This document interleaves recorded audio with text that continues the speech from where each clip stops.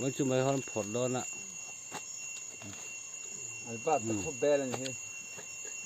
กินอ่ะไอ้กองกาเตียนเสียนแม่ไก่จะไปมาคุรันนี่เชี่ยแล้ววะ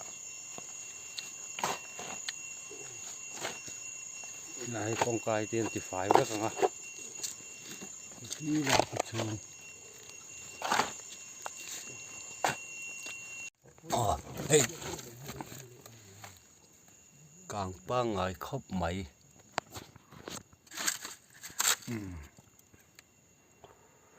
ที่นั่นพอรังอ่ะมันพอลายตะบอนที่หลังตัวรังไงล่ะ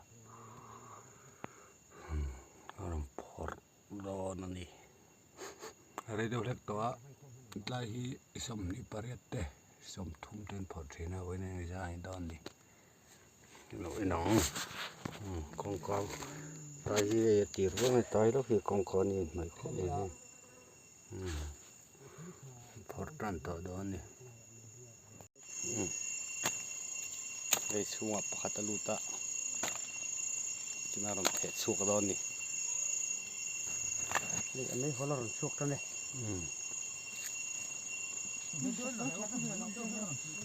เราหิ้วขันที่เดียวขันเราจะมันหัวเอ็นไอ้เบิกนี่หิ้วขันเราเอ็นเราที่เดียวขันเลยโย่อันเทน่ะบกเร็วเลย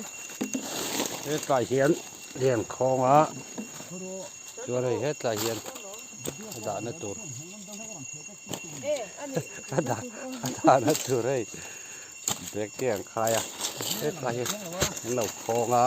ให้เราเทชวกสารนี่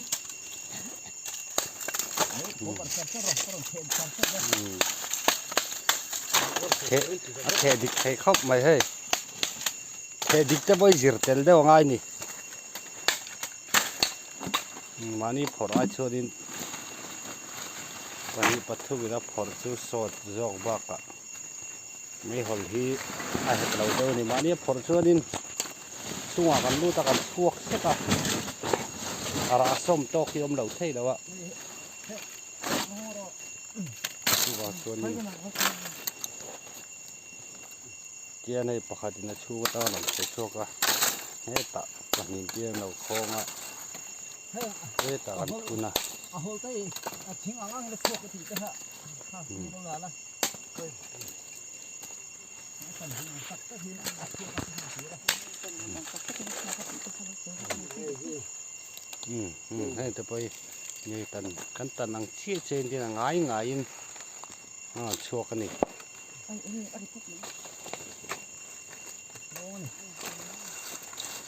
มาอะไรเดี๋ยวเล็กตัวอ่ะฮอลฮี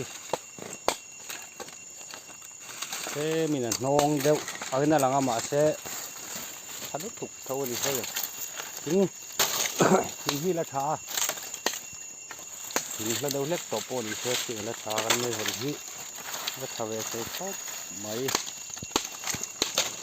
ฟูลายชวนนินไม่หล่นโรหิตเต็มชวนสมเดี๋ยวทีนะอาหารเวรเตะ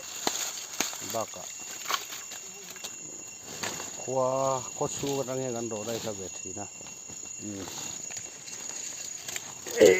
เอ็ดไลมีเฮ้ยเจียงเตยสู้อากาศเราเชี่ยเราหัวมุงเต้ทิ้งเรามาเราเจียงที่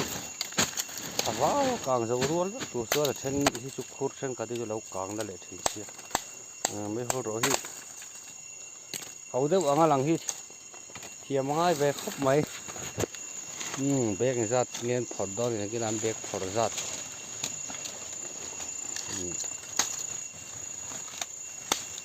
มันติดทะเล